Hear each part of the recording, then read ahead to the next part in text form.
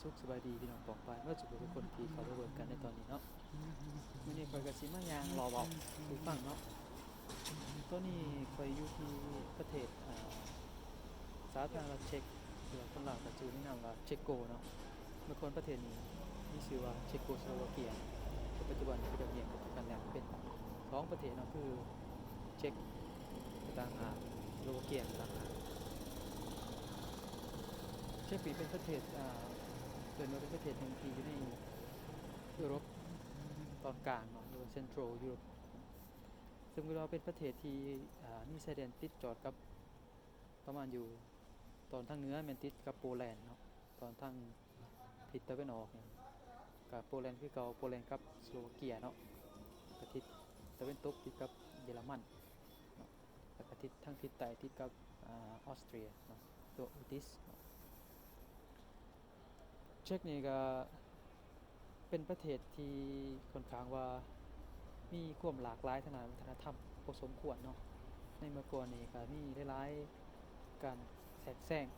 ทางวัฒนธรรมหรือว่าสิเป็นทางการเมืองเนาะหรือว่าในยุคเริ่มต้นในการยุคที่ว่ายุคโบฮีเมียนเป็นอาณาจักรหนึ่งอาณาจักรโบฮีเมียนเก่าหลายร้อยปีมาแล้วเนาะแล้วก็ยุคที่เป็นในดินแดนของอันว่าออสเตรียฮังการีเอ็มไพร์เคยเขาเป็นเนาะที่เป็นของจักรวรรดิโรมันโอเคสำหรับเรื่องเกี่ยวกับประวัติศาสตร์เนี่ยก็สิบ่หลายเนาะก็บอกถึงเกี่ยวกับสถานที่ที่เรากำลังย่างอยู่ปัจจุบันมันเป็นอีสานเนาะถนนที่ข้อยย่างอยู่ปัจจุบันนี่เอิ้นว่าเป็นอ่าใจกลางเมืองอีกบ่หนึ่งเนาะเอิ้นว่านามิสตรีที่พูดเมื่อกี้หรือว่าจตุรัสสาธารณรัฐนามิสตรีตัวจตุรัสสาธารณรัฐซึ่งว่าเป็นถนนที่ตั้งอยู่ระหว่างเรียกว่าขอบเมืองเก่ากับเมืองใหม่ต่อกันพอดีเนาะเป็นถนนที่ว่าคนเช็กหรือว่าคนนักท่องเที่ยวมักมาย่างในเวลาปกติเนาะอันนี้ก็คือทั้งที่เราเห็นย่างกันมันนี่เป็นพาราเดียมเนาะพาราเดียมเป็นห้างสรรพสินค้าห้างหนึ่งที่ว่าใหญ่พอสมควรเนาะอยู่ในเมืองปราหาหรือว่าเมืองปรากเนาะส่วนหลายแล้วคนอยู่ปรากนี่ก็จะใส่รถสาธารณะเป็นส่วนใหญ่เนาะก็คือเห็นน้ำทางรถนี่เนาะรถรางรถนี่เป็นรถรางหรือว่ารถแทรมเนาะรถรางหรือว่ารถแทรมซึ่งเป็นรถสายไฟฟ้าเนาะรถไฟฟ้าเขาจะเห็นว่าซ้ายอยู่ข้างเทิงมันจะมีสายเนาะสายไฟเป็นมันอยู่ตรงเต็งอยู่นี่เนาะเป็นสายไฟฟ้าสำหรับรถแทรมโดยเฉพาะเนาะลารถนี่ค่อนข้างว่ามีทุกๆหาหน้าที่ก็ว่าได้เนาะแล้วก็เป็นบอนเป็นเมืองที่ค่อนข้างว่ารถสาธารณะนี่ดีเนาะดีหลายเนาะแล้วก็บ่ได้แพงอีกเนาะสำหรับรายละเอียดสำหรับการเดินทางไปมานี่ก็หมายความว่าอ่ามันสิมีเป็น30นาที90นาทีหรือว่าเบิดมื้อเลยเนาะอันนี้มันแล้วแต่หรือว่าบางคนก็จ่ายเป็นเดือนบางคนก็จ่ายเป็น3เดือนบางคนก็จ่ายเป็นปีเนาะส่วนหลายคนเช็กอินนี่ก็จะจ่ายเป็นปีเนาะสำหรับค่า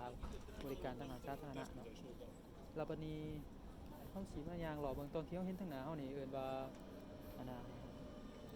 Municipal House หรือว่าในสมัยก่อนนี่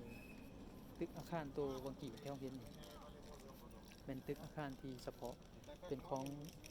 ทำเนียบของสภาผู้แทนของเมืองปราหารหรือเมืองปรากเนาะแล้วบริเวณใกล้เคียงนี่ก็เป็นบริเวณที่ว่ามีบ่อนที่อยู่ที่พักอาศัยของประชาชนแล้วก็ของบรรดาอันน่ะที่ว่าจั่งใดบรรดาอ่า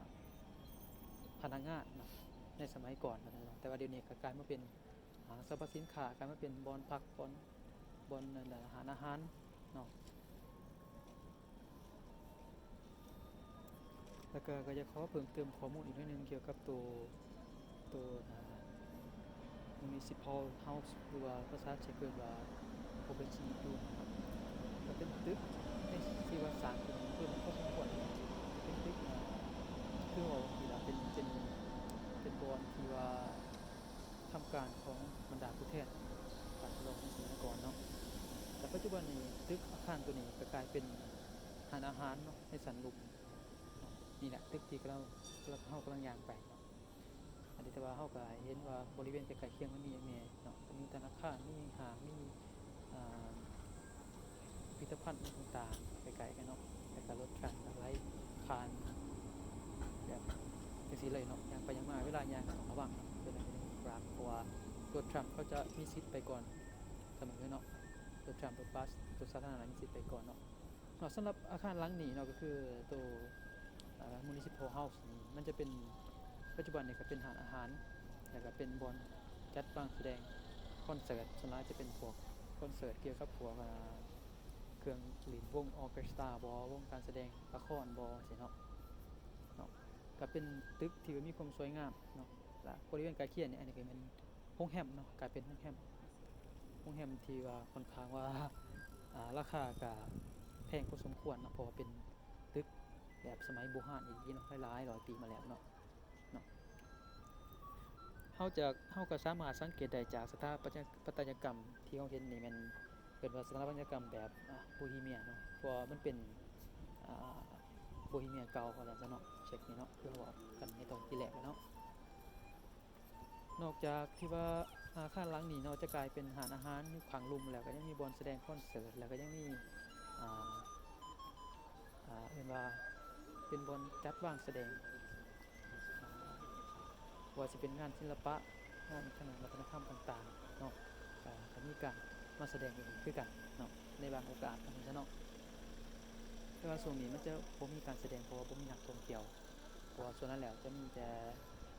นักท่องเที่ยวเนาะแต่ว่าปัจจุบันนี้ร้านอาหารทั้งรุมนี่ก็เปิดเนาะเปิดแต่บ่ได้เปิดข้างในแต่ว่าเปิดให้คนมานั่งอยู่ข้างนอกคือเราเห็นอยู่ที่นี่เนาะเขาจะเปิดจังซี่เนาะและต่อมาที่เราเห็นอยู่นี่มันเอิ้นว่าเป็น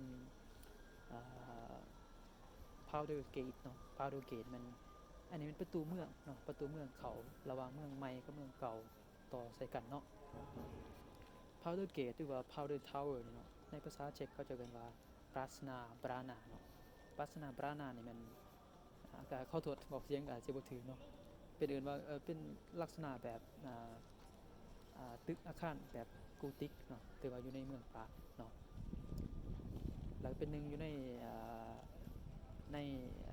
สิ่งก่อสร้างดั้งเดิมของเมืองเนาะและถึงว่าเป็นตัวแยกระหว่าง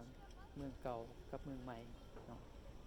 เมืองเก่ากับเมืองใหม่เนาะซึ่งว่าอยู่ในปรากนี่มีประตูแบบนี้ทั้งหมดมีอยู่13ประตูเนาะอยู่ในเมืองเก่าเนาะบริเวณใกล้เคียงก็สิเป็นนี้ก็สิคือในฝั่งขวามือของเฮานี้ก็สิเป็นลักษณะจังซี่แล้วก็อ่าต่อมาเนาะตรงกันข้ามกับ Powder Gate นี่แม่นเอิ้นว่าเป็นอ่าธนาคารแห่งชาติของเช็กเนาะเชสกา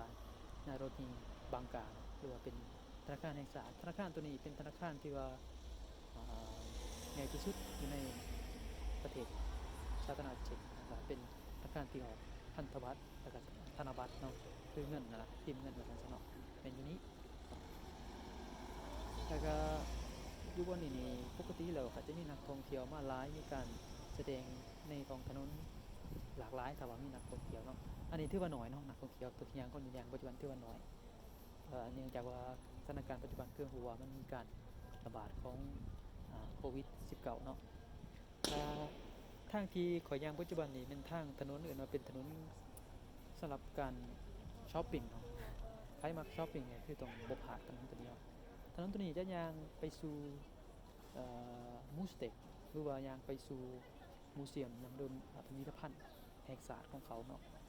ซึ่งจะย่างไปเรื่อยๆเราก็จะเห็นเองว่ามันมีร้านค้าต่างๆที่อยู่แคมทางโดยเฉพาะฝั่งขวามือบ่ของเรานี่ครับฝั่งซ้ายมือก็มีด้วยกันเนาะเป็นห้างแล้วก็เป็นอ่าร้านอาหารต่างๆที่อยู่เรียงต่างข้างทางเนาะเราก็สังเกตเห็นว่าคนย่างนำทางนี่ส่วนหลายบ่ว่าส่วนหลายเนาะเกือบเบิดทุกคนต้องได้ใส่หน้ากากเพราะว่าเป็นกฎหมายของปัจจุบันเวลาที่ออกจากบ้านเราต้องได้ใส่หน้ากากคันบ่ใส่ตำรวจมาเห็นนี่มีปัญหาเนาะมีปัญหาเพิ่นก็สิบ่หมายว่าหยังดอกก็สิตักเตือนว่าซั่นซะเนาะเพราะว่ามันเป็นการคำแนะนำจากรัฐบาลเขาว่าเป็นการที่ว่า สกัดกั้นการแพร่เชื้อหรือว่าการรับเชื้อต่างๆเนาะบริเวณสองข้างทางก็สิมีต้นไม้ลักษณะจังซี่เนาะย่างไปเรื่อยก็สิมีแต่ร้านค้าต่างๆเนาะคนนี่ก็ถือว่าน้อยในช่วงนี้อันนี้ปกตินี่คนสิหลายกว่านี้เนาะก็สิย่างไปเรื่อยๆเนาะบัดนี้ฮอดโตอ่ามิวเซียมหรือว่าฮอดโตมูสเต็กแล้วเฮาก็สิมาเบิ่งอีกทีหนึงเนาะสำหรับตอนนี้ก็ขอจบสมัยก่อนมันอาจสิยาวเกินไปแล้วแล้วก็มันก็ต้องติดตามกันต่อในคลิปต่อไปโอเคขอบใจ